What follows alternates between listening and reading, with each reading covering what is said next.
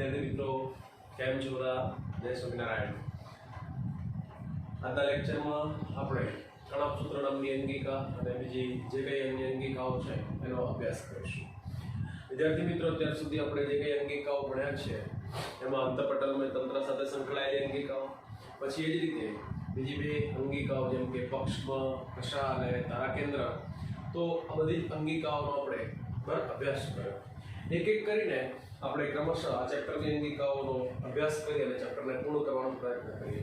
વિદ્યાર્થી મિત્રો આપણે કોર્સ શું છે, કોર્સની રચના આપણને ખબર છે અને એમાં આવેલી જે દરેકે દરેક અંગિકા છે દરેકે દરેક અંગિકાનું નામ અને એનું કાર્ય પણ આપણને ખબર હોય તો જ આપણને ખબર પડે કે દરેક અંગિકા કેટલી મહત્વની છે અને કઈ અંગિકા કયા ચેપ્ટરમાં 12મા ધોરણમાં પણ ક્યાં કેટલી ઉપયોગી છે આપણને ખબર પડશે। માટે જ વિદ્યાર્થીઓ આપણે શરૂઆતમાં ચેપ્ટર સ્ટાર્ટ કરેલું છે। હવે વિદ્યાર્થી મિત્રો જેને આપણે અંતઃપટલમય તંત્રનો ભાગ ગણતા નથી એવી એક અંગિકા છે કણાપ સૂત્ર અને બીજી પણ એક અંગિકા છે જેનું નામ છે હરિકર્ણમની અંગિકા। એની ચર્ચા આપણે પછીના લેક્ચરમાં કરીશું, પણ આજે આપણે કણાપ સૂત્ર નામની અંગિકા જે છે એનો આપણે સરસ મજાનો અભ્યાસ કરીએ। વિદ્યાર્થી મિત્રો આપણે જાણીએ છીએ તે પ્રમાણે કે મોટાભાગની કોષમાં આવેલી બધી જ જે અંગિકા છે એ બધી જ અંગિકાઓની ખાસિયત છે કે બધી જ અંગિકા છે ને બેવડા પડની બનેલી છે। એમ અહીંયા પણ આપણે કણાપ સૂત્રની જો રચના જોઈએ તો કણાપ સૂત્રની રચના પણ બસ એની રચનામાં પણ બે પડ આવેલા હોય। એક સૌથી બહારની બાજુ આવેલું પડ કે જેને આપણે બાહ્ય પટલ કહીએ અને એની અંદરની બાજુ આવેલા પડને આપણે શું કહીશું તો કે સાહેબ એને અંતઃપટલ કહેવાય। એમ અહીંયા કણાપ સૂત્ર નામની અંગિકા મેં કહ્યું એ પ્રમાણે કે બેવડા પડની બનેલી છે જેમાં બહારનું બાહ્ય પટલ છે અને અંદરનું શું છે તો કે સાહેબ અંદરનું અંતઃપટલ એની રચનામાં આવેલું છે। મોટે ભાગે કણાપ સૂત્ર નામની જે અંગિકા છે એની ખાસિયત એ છે કે તે છે ને બેટા દ્વિભાજન પ્રકારે વિભાજન પામે। જ્યારે કોષનું વિભાજન થાય એક કોષમાંથી બે કોષ બને ત્યારે કણાપ સૂત્ર નામની અંગિકા પોતે પણ સ્વયં શું કરે છે તો સાહેબ સ્વયં બેવડાય છે, એટલે કે દ્વિભાજન પ્રકારે તેઓ વિભાજન પામતી શું છે તો સાહેબ સ્વયં બેવડાતી અંગિકા છે। બરાબર, જ્યારે એક કોષમાંથી બે કોષ બનશે બરાબર ત્યારે એક કણાપ સૂત્રમાંથી બે કણાપ સૂત્ર બનશે, પણ એ બે કણાપ સૂત્ર બનાવવાનું કામ જ કણાપ સૂત્ર નામની જ અંગિકાઓ છે, એટલે પોતે જ શું કરે છે કે સાહેબ પોતે જ બેવડાઈ જાય, એકમાંથી બે બની જાય તો આમ દ્વિભાજન પ્રકારે વિભાજન પામતી સ્વયં બેવડાતી અંગિકા છે એવું આપણે કહી શકીએ। મોટે ભાગે બરાબર આપણે જ્યાં સુધી કણાપ સૂત્ર નામની જે અંગિકા છે એને અભિરંજિત ન કરીએ ત્યાં સુધી તેને જોઈ શકાતી નથી, એટલે બહુ અગત્યની સમજૂતી છે કે અભિરંજિત કર્યા વગર આપણે તેને જોઈ શકતા નથી। વિદ્યાર્થીઓ અહીંયા બહુ અગત્યની સમજૂતી તમારે એ સમજવાની છે કે સૌ પ્રથમ આલ્ટમાન નામના જે વૈજ્ઞાનિક છે એ આલ્ટમાન નામના વૈજ્ઞાનિકે સૌ પ્રથમ બર્ચ કણાપ સૂત્ર નામની જે અંગિકા છે એ કણાપ સૂત્ર નામની અંગિકાની એમણે શું કરી તો એમણે શોધ કરી। 1894ની સાલમાં વિદ્યાર્થી મિત્રો ધ્યાન રાખવાનું છે નીટની પરીક્ષા માટે, 1894ની સાલમાં આલ્ટમાન નામના જે વૈજ્ઞાનિક છે એ વૈજ્ઞાનિકે કોષ કેન્દ્રની નજીક AgNO3 વડે એમણે અભિરંજિત કરતા એમને આવી એક ચળકતી કણિકામય રચના જોવા મળી અને ત્યાર પછી બીજા એક વૈજ્ઞાનિક છે જેમનું નામ છે સી બેન્ડા। બરાબર છે, સી બેન્ડા નામના જે વૈજ્ઞાનિક છે એ વૈજ્ઞાનિકે સૌ પ્રથમ આ અંગિકા જે છે એને કણાપ સૂત્ર નામ આપ્યું। તો વિદ્યાર્થી મિત્રો પહેલા તો આપણે એની સાથે સંકળાયેલા બે વૈજ્ઞાનિકોની સરસ મજાની સમજૂતી આપી। એક વૈજ્ઞાનિક જેમનું નામ છે આલ્ટમાન કે જેમણે સૌપ્રથમ 1894ની સાલની આસપાસ બરોબર છે શું કર્યું છે તો કે આ સાલમાં એમણે કોષકેન્દ્ર જે છે એની નજીક ચળકતી રચનાનો અભ્યાસ કર્યો અને પછી પાછળથી સી બેન્ડા નામના જે વૈજ્ઞાનિક છે આ વૈજ્ઞાનિકે શું કર્યું તો કણાપ સૂત્ર શબ્દ એમના દ્વારા આપવામાં આવ્યો। વિદ્યાર્થીઓ બહુ અગત્યની સમજૂતી આપણા માટે એ છે કે કણાપ સૂત્ર નામની જે અંગિકા છે એ અંગિકાની ખાસિયત એ છે કે જુદા જુદા કોષોમાં જુદા જુદા જે કોષો છે એ જુદા જુદા કોષોમાં એમની સંખ્યા છે ને બેટા એ સંખ્યામાં આપણને વિવિધતા જોવા મળે છે। ધ્યાન રાખવાનું છે, બહુ અગત્યની લાઈન છે, ફરી બોલું એક વખત, જુદા જુદા કોષોમાં એમની જે સંખ્યા છે એ સંખ્યામાં આપણને વિવિધતા જોવા મળે છે. મતલબ એવો કે કોઈ કોષમાં એમની સંખ્યા ઓછી હોય, કોઈ કોષમાં એમની સંખ્યા વધારે હોય. ટૂંકમાં મારો કહેવાનો મતલબ વિદ્યાર્થી મિત્રો એવો છે કે જે કોષોમાં દેહધાર્મિક પ્રક્રિયાનો દર ઊંચો હોય, ફરી બોલું એક વખત, જે કોષોમાં દેહધાર્મિક ક્રિયાશીલતા વધારે હોય, દેહધાર્મિક જે પ્રક્રિયા છે એ પ્રક્રિયાનો દર ઊંચો હોય, તો ત્યાં એમની સંખ્યા વધારે હશે. બરાબર? કારણ જો પ્રક્રિયાનો દર ઊંચો તો ત્યાં શક્તિની જરૂરિયાત વધારે, જો શક્તિની જરૂરિયાત વધારે તો ત્યાં કણપસૂત્રની સંખ્યા વધારે. કેમ? તો કે સાહેબ કણપસૂત્રને જ શું કહે છે? તો કે સાહેબ કણપસૂત્ર નામની અંગિકાને જ કોષનું પાવર હાઉસ તરીકે ઓળખવામાં આવે. તો વિદ્યાર્થી મિત્રો, કણપસૂત્ર નામની અંગિકાનું જ કામ છે કે કોષમાં એટીપી સ્વરૂપે શું કરે છે? તો સાહેબ એટીપી સ્વરૂપે શક્તિનું સર્જન કરે છે. એટીપી કે જેનું નામ એડિનોસાઇન ટ્રાઇફોસ્ફેટ કહેવાય, જે તમે અગાઉના ધોરણોમાં પણ ક્યાંક ભણીને આવ્યા છો. તો વિદ્યાર્થી મિત્રો, અહીંયા કણપસૂત્રનું મુખ્ય કામ છે જે ખોરાકના ઘટકો છે, ખોરાકના ઘટકોનું શું કરવાનું? તો સાહેબ એનું ઓક્સિડેશન કરવાનું. એ ખોરાકના ઘટકો જે છે એનું શું કરવાનું? સાહેબ એનું શ્વસન કરવાનું. અને શ્વસનની પ્રક્રિયાને પરિણામે જે ઊર્જા મુક્ત થાય એ ઊર્જા કોષ પોતાની દેહધાર્મિક ક્રિયા માટે વાપરે. ટૂંકમાં અહીંયા કણપસૂત્ર નામની અંગિકા બરાબર શું કરે છે? તો સાહેબ પાવર ઉત્પન્ન કરે છે. હે, પાવર ઉત્પન્ન કરતી હોવાથી તેને પાવર હાઉસ અથવા તો કણપસૂત્ર નામની અંગિકાને કોષનું ઊર્જાઘર તરીકે પણ ઓળખવામાં આવે. તો વિદ્યાર્થી મિત્રો, મેં તમને સરસ મજાની સમજૂતી આપી કે જુદા જુદા કોષોમાં એમની સંખ્યા બરાબર છે એ પણ કેવી રીતે કે સાહેબ જુદી જુદી હોય. ટૂંકમાં એમની સંખ્યાનો આધાર એ કોષની દેહધાર્મિક જે ક્રિયાશીલતા છે એ ક્રિયાશીલતા પર રહેલો હોય. જેમ કે નીટ માટેની બહુ અગત્યની સમજૂતી જો આપણે ધ્યાન રાખીએ તો તમને ખબર પડે કે ચાઓસ નામના અમીબા, બરાબર છે, અમીબાનું નામ લખ્યું મેં અહીંયા, નામ આપ્યું ચાઓસ નામના જે અમીબા છે એ અમીબાની અંદર આમની જે સંખ્યા છે એ સંખ્યા લગભગ બરાબર છે કણપસૂત્રની સંખ્યા 5 લાખની હોય. પછી એ જ રીતે ક્લોરેલા નામની એક લીલ છે. આ લીલની અંદર ક્લોરેલા ફસ્કા, એ લીલની અંદર એમની સંખ્યા માત્ર 1 જ હોય.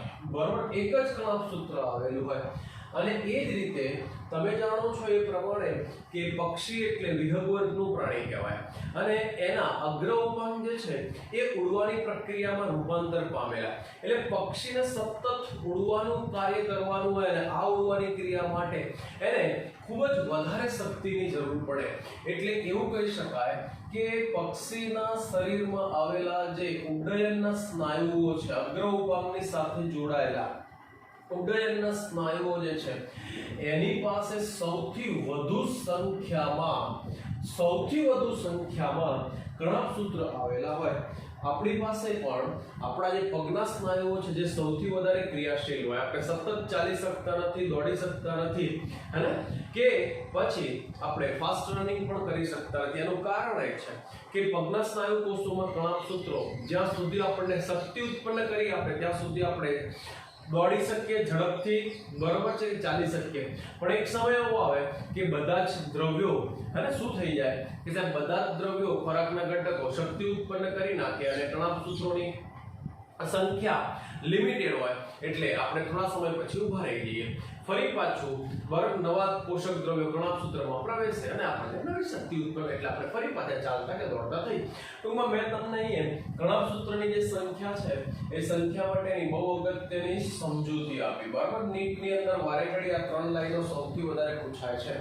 વિદ્યાર્થીઓ, જો હવે કણપસૂત્ર નામની જે અંગિકા છે એ કણપસૂત્ર નામની અંગિકા બરાબર જો એની ભૌતિક રચનાની ચર્ચા કરવામાં આવે તો એવું કહી શકાય કે જુદા જુદા કોષોમાં કણપસૂત્ર નામની અંગિકાના કદ અને આકારમાં પણ આપણને છે ને શું જોવા મળે તો કે સાહેબ કદ અને આકારની અંદર પણ આપણને વિવિધતા જોવા મળે છે.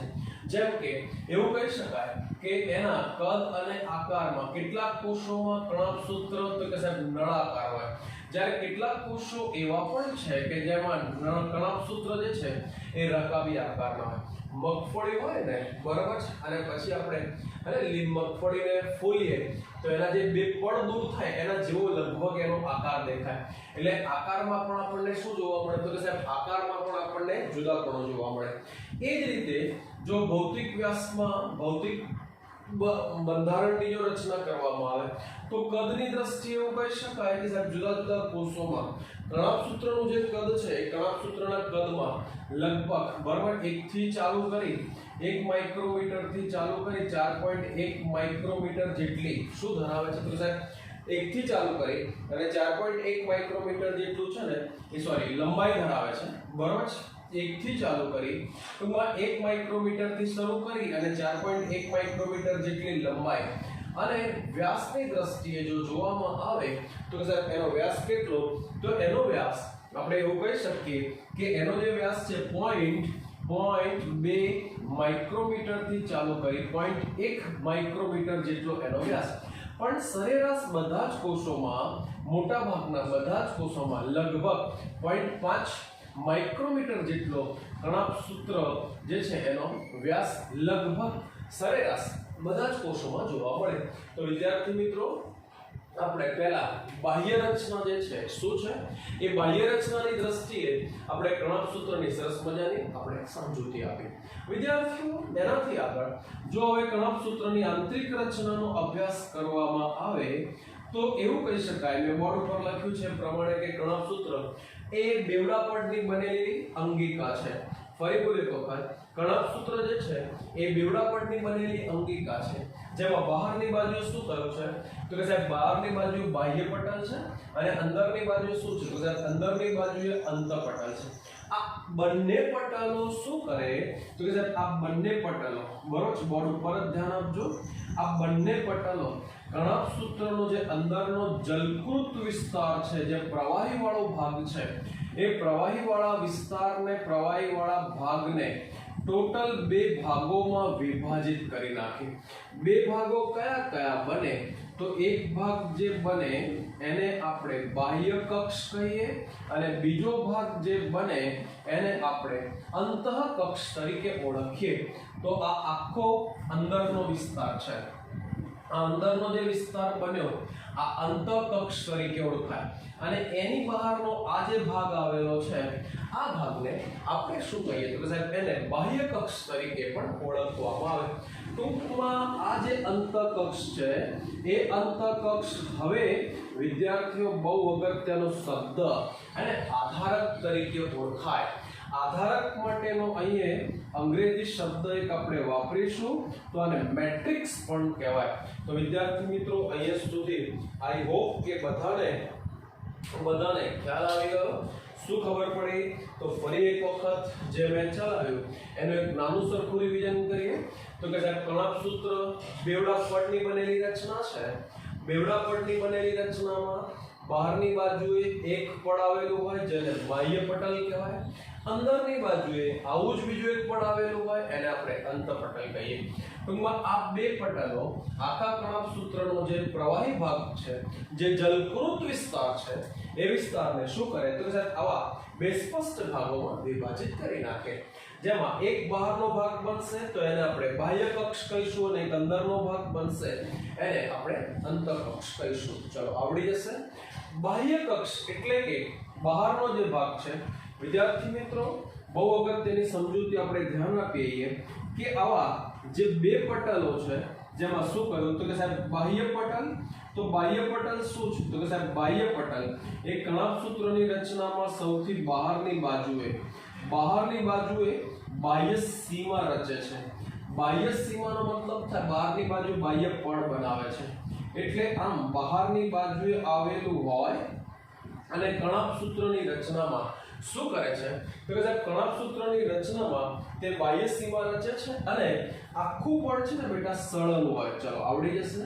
હવે બરોબર ધ્યાનથી જોશો તમે તો આ અંદરનું પડ છે, દેખાય છે? મેં લખ્યું છે અંતઃપટલ.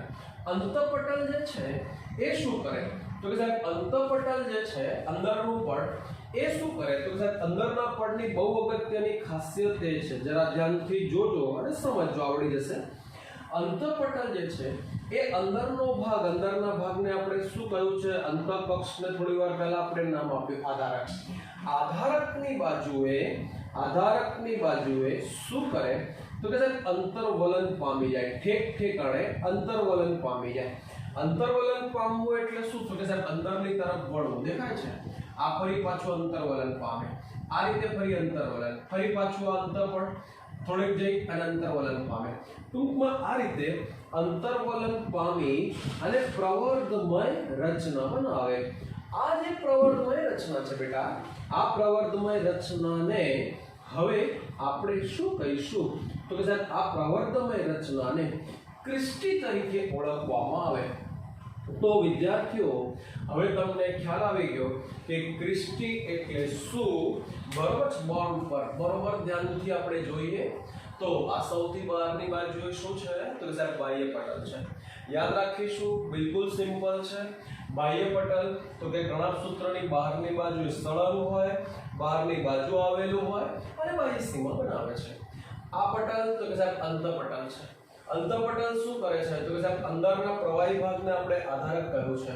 મેં જ્યાં લાલ ટપકા કર્યા એ બધો આધારક વાળો વિસ્તાર છે. આધારક વાળા વિસ્તારમાં અથવા આધારક વાળા વિસ્તારની બાજુએ શું કરે? તો કે સાહેબ અંતર્વલન પામી જાય. અંતર્વલન પામી અને આ રીતે પ્રવર્ધમય રચના બનાવે. આ જે પ્રવર્ધમય રચના બને છે, આ પ્રવર્ધમય રચના માટેનું નામ શું કહ્યું? તો કે સાહેબ આને ક્રિસ્ટી કહેવાય. અને આ રીતે આ જે ક્રિસ્ટી બને છે એ ક્રિસ્ટી શું કરે છે? તો કે સાહેબ કણાપ સૂત્રનું જે અંતઃપટલ કે જે ક્રિસ્ટીની રચના કરે છે એટલે કે અંતઃપટલના સપાટીય ક્ષેત્રફળમાં વધારો કરી આપે. સપાટીય જે ક્ષેત્રફળ છે એમાં શું કરે? તો કે સાહેબ એમાં વધારો કરી આપે. વિદ્યાર્થી મિત્રો, બહુ સિમ્પલ છે. તમે જરા જુઓ, આ હું એક લાઈન દોરું, બરોબર છે? હે, તો આ એક સળંગ લાઈન થઈ, હે, એક પટલ સમજો. પણ જો હું હવે આ જ લાઈનને જો હું આ રીતે ફોલ્ડિંગ કરીને દોરી દઉં, બરોબર, આ રીતે એને ફોલ્ડેડ બનાવી દઉં, તો તમને ખ્યાલ આવી જાય કે સાહેબ સપાટી ક્ષેત્રફળમાં બહુ મોટો વધારો થયો. હવે તમે આને ખોલી નાખો તો લાઈન બહુ મોટી થઈ જાય. ખબર પડી? જગ્યા નાની છે એટલે બહુ સમાવી શકાતું નથી.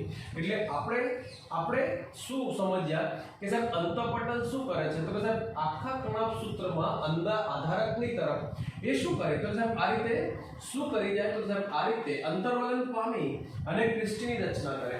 અંતર્વલન પામવાથી શું થયું? તો સાહેબ અંતઃપટલના સપાટી ક્ષેત્રફળમાં વધારો થયો. ચલો હવે આવડશે. તો વિદ્યાર્થી મિત્રો, બહુ જ અગત્યની મેં તમને સરસ મજાની સમજૂતી આપી. બંને જે પટલો છે એ બંને પટલોની ખાસિયત કે બંને પાસે છે ને બેટા શું? તો કે સાહેબ બંને પાસે કણાપ સૂત્રના કાર્ય સંબંધિત ધ્યાન આપવાનું છે. બહુ અગત્યની બાબત છે. કણાપ સૂત્રના કાર્યો સંબંધિત ઉત્સેચકો આવેલા હોય. આપણે શું કહ્યું છે કે કણાપ સૂત્રને કોષનું પાવર હાઉસ કહેવાય. એનું એક જ કામ છે કે તે ઊર્જા ઉત્પન્ન કરે છે. શું કરે બેટા? તો કે સાહેબ તે ઊર્જા ઉત્પન્ન કરે છે. ટૂંકમાં કણાપ સૂત્ર નામની જે અંગિકા છે એ કણાપ સૂત્ર નામની અંગિકા જેના આપણે એક આખો વિસ્તાર અંદરનો પ્રવાહી ભાગ કે જેને આપણે નામ આપ્યું છે આધારક કહેવાય. બરાબર? અને એ જ રીતે અને બાહ્ય પટલ અને બંને પટલોની અંદર આપણે શું કહ્યું કે સાહેબ બંને પટલોની અંદર વિદ્યાર્થી મિત્રો આપણે એવું કહ્યું કે બંને પટલોની અંદર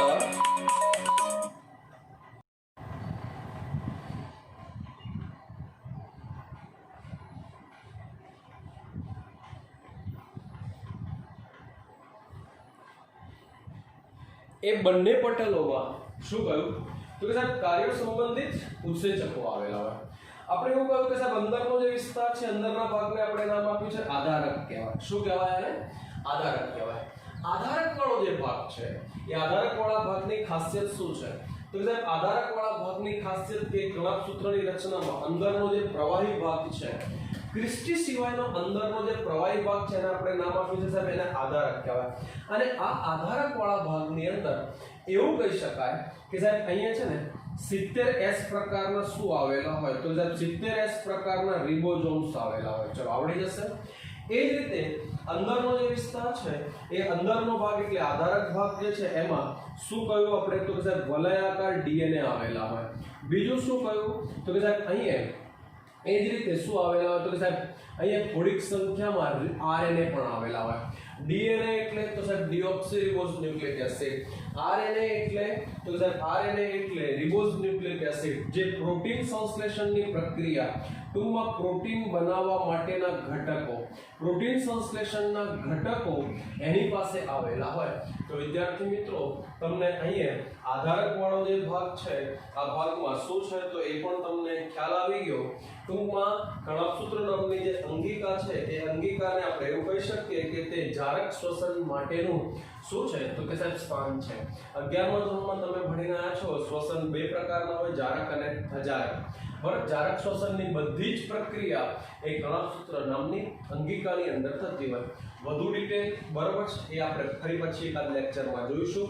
પણ અહીંયા આજે આપણે એક સરસ મજાની સમજૂતી કણાભસૂત્ર નામની અંગિકાની મેં આપી છે એ તમે સમજી શકો છો.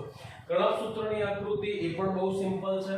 તમે પહેલા આ રીતે એક લાઈન દોરો, પછી થોડેક અંતરે આ લાઈન દોરો, પછી થોડેક અંતરે આ લાઈન દોરો અને પછી આ રીતે શું કરશો તો સાહેબ આ રીતે હવે અંતઃપટલ આપણે દોરવાની શરૂઆત કરીએ. આ રીતે પ્રવર્ધમય રચના બનાવો અને આમ એક આખી રચના એ કણાભસૂત્ર બની જાય. આ બાહ્ય પટલ છે, આ અંતઃપટલ, આ આધારક છે, આ આંતરપટલ બે પટલો વચ્ચેની જગ્યા એટલે આંતરપટલ અવકાશ અને આ પ્રવર્ધમય રચના જેને આપણે ક્રિસ્ટી તરીકે ઓળખીએ. તો વિદ્યાર્થી મિત્રો આજના લેક્ચરમાં અહીંયા સુધી રાખીએ, ત્યાંથી આગળ નેક્સ્ટ લેક્ચરમાં. Okay, good bye.